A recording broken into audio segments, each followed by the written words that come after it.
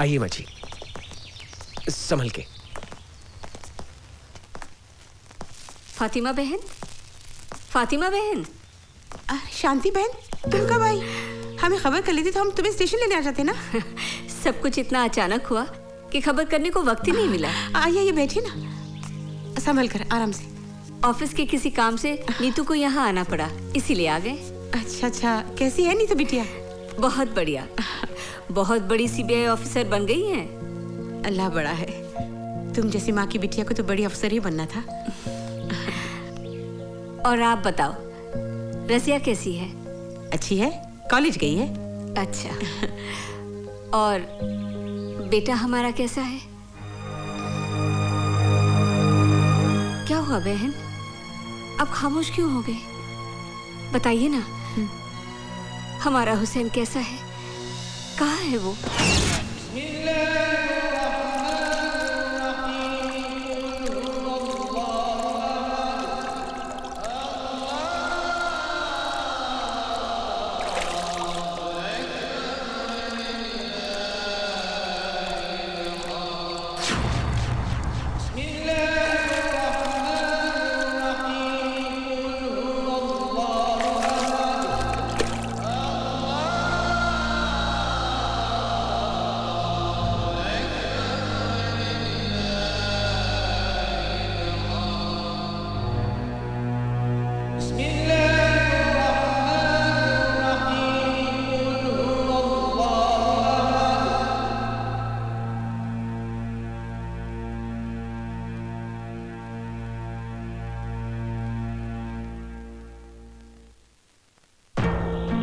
ना किए हुए गुनाह की सजा काट रहा है मेरा बेटा।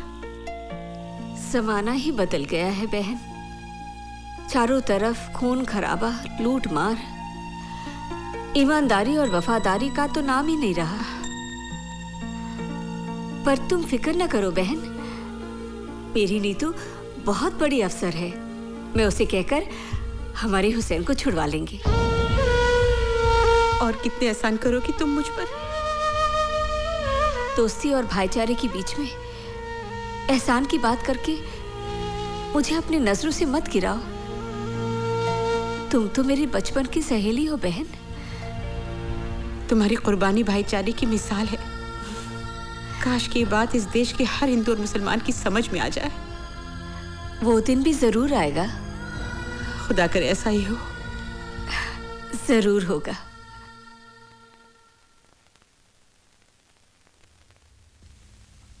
कहिए। मैं नीतू सिंह हूँ, दिल्ली से आई हूँ।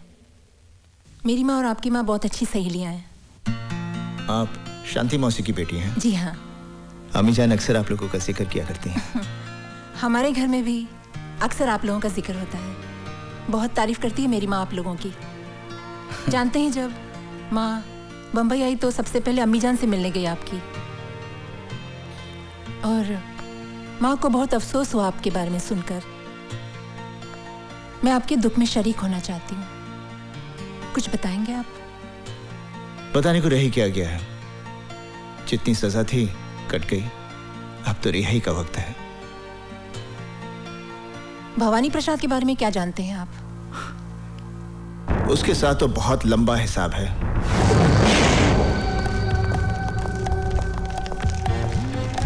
Follow me. एक एक ट्रक को अच्छी तरह से चेक करो।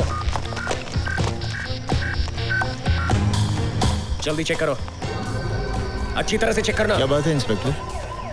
खबर मिली है कि ट्रकों में भरकर हथियार ले जाए जा रहे हैं। चेकिंग चलो। ये तो रोज का लफड़ा है। करे कौन भरे कौन। चलो जल्दी से कर लीजिए। हुसैन अपने वक्त का पक्का है।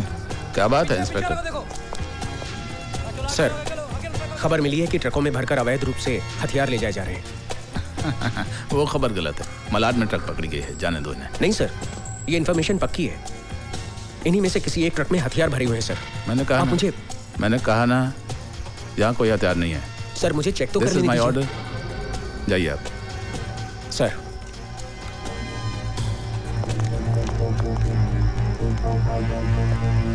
जाइए आप। सलाम सर। जाइए। कुछ तो गड़बड़ है।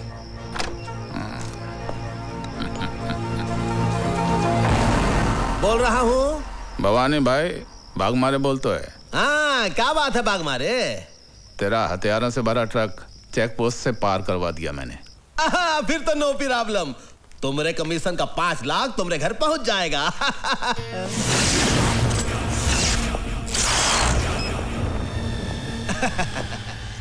बोलो। जो ट्रक निकलवाता है उसका 5 लाख, लेकिन जो जिंदगी को दांव पर लगाकर ट्रक को पहुंचाता है उसका कितना?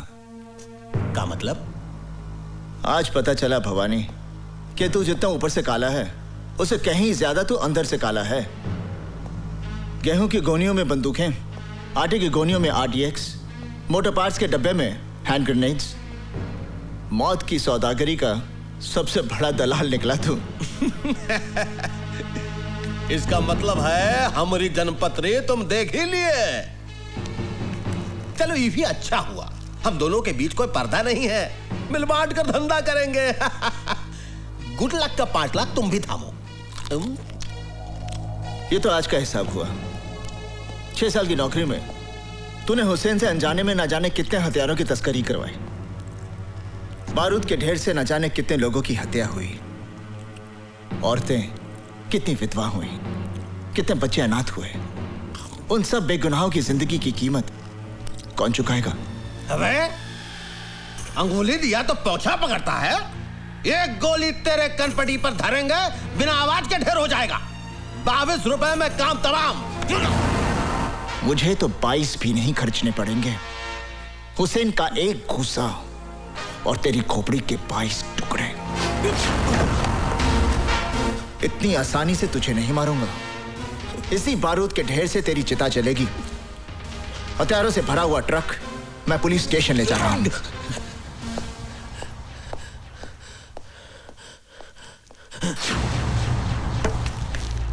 भगवारे, हमारी बात सुन ध्यान से। चल,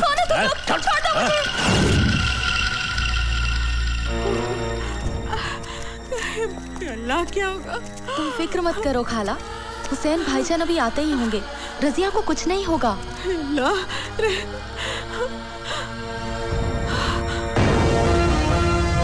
हुसैन! अमीजान, अमीजान, क्या हुआ अमीजान? हाँ, अब रो क्यों रही हैं? क्या बात क्या है? बेटे तेरी बहन को गुंडे उठाकर ले गए। गुंडे?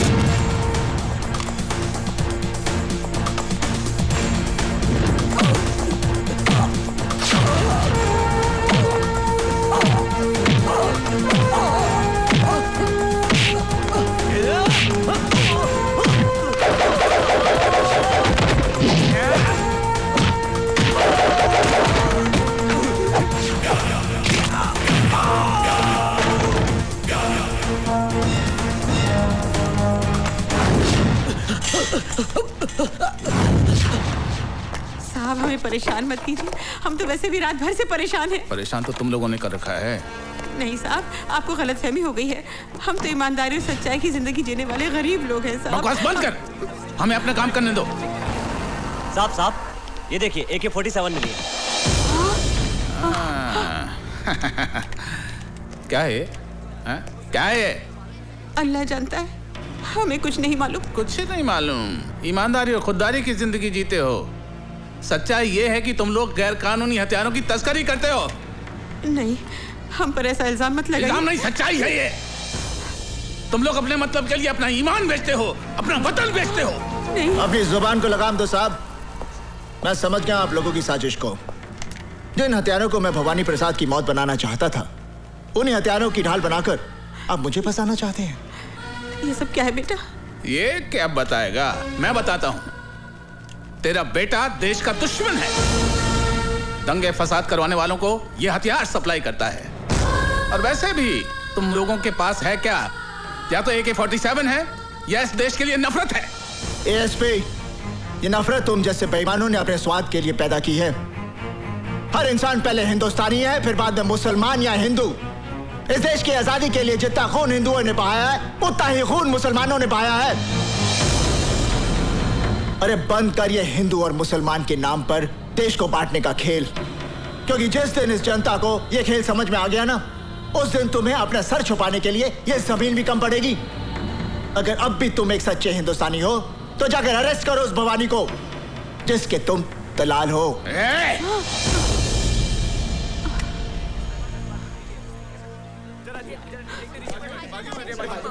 हुसैन, तमाम गवाहों और बयानों को मद्देनजर रखते हुए अदालत इस नतीजे पर पहुंची है कि मुजरिम हुसैन अवैध हथियारों का धंधा करता है।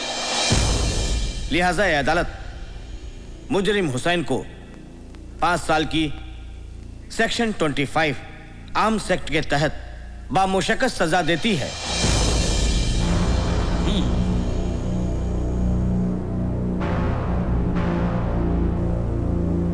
Now the court is adjourned.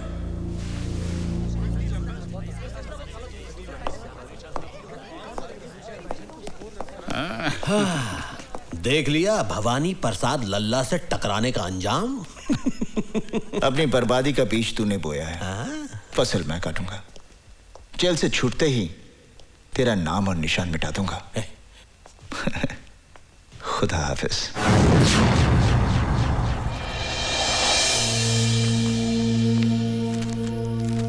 Inspector Verma,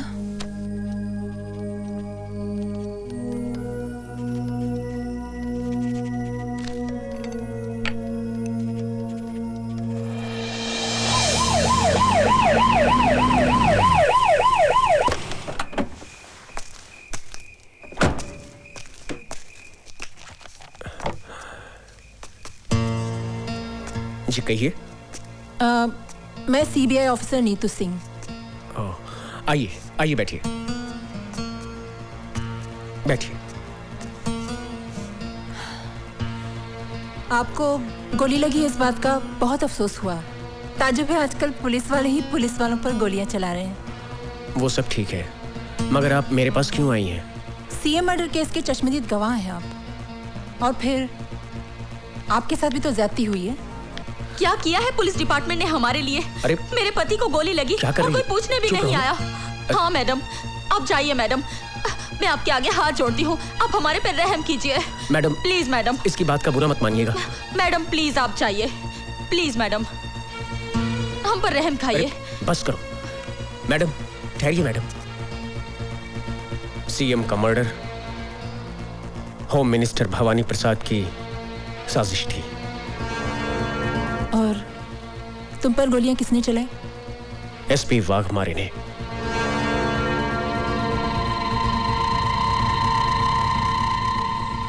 thank you very much.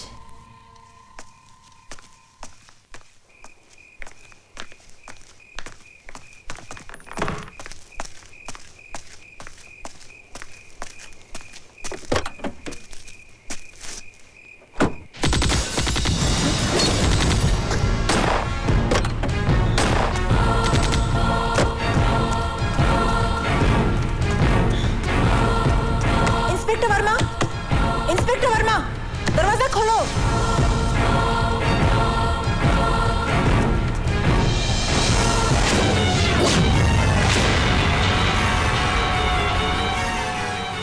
मर्यादा में रहकर बात करो ऑफिसर, हमारी पोजीशन भी तुमसे कम नहीं है। आपकी पोजीशन का ख्याल करके ही मैं आपसे अदब से बात कर रही हूँ, वरना। बैठिए बैठिए, बैठ जाइए, घबराइए नहीं, बैठ जाइए। तरस आता है आप पर। हर सबूत है मेरे पास आपकी गिरफ्तारी का, वाघमारे साहब। अपने आप को कानून के हवाले कर दीजिए, इसी में आपकी जितनी पावर तुम्हारे पास है ना, उतनी मेरे पास भी है। अगर हम लोगों को उनके ना किए हुए गुनाहों की कानूनी सजा दिलवा सकते हैं, तो अपने आप को कानूनी दांवपेच से बचाना बाएं हाथ का खेल है। और वैसे भी लोगों को फंसाने में हम माहिर हैं, इसलिए हमसे टकराना नहीं, वरना दिल्ली से जिंदा आई हो कफन बॉक्स में लाश भिजवा दूंगा। खराब हो गया का? अरे जिसकी तुम बात कर रही हो वो बहुत ही ईमानदार, होनहार और अच्छा अफसर है हमारी स्टेट का। वो काहे मारेगा इंस्पेक्टर को भाई? क्योंकि inspector Verma CM murder case का चश्मदीद गवाह था।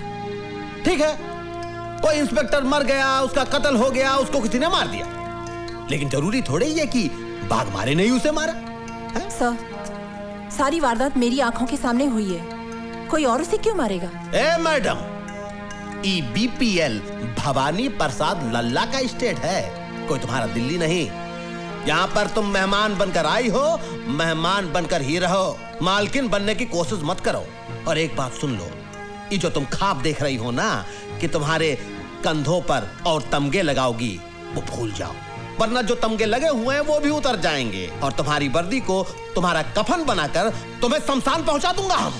और नीतू सिंह जब कोई मिशन पर निकलती है तो कफन अपने साथ लेकर चलती है, या तो दुश्मन को पहना देती है या खुद पहनकर देश पर शहीद हो जाती है। चीफ मिनिस्टर का खून आपकी साजिश थी, क्योंकि आप सीएम बनना चाहते थे। ए सदा खामोश, बहुत बोल ली तू। अब मेरी बात सुन, तेरे उस स्वर्गीय सीएम को किसने मरवाया?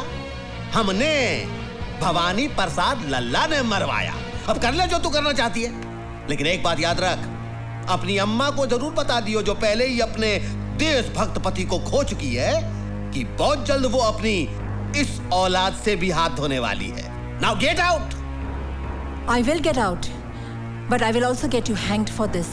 Challenge.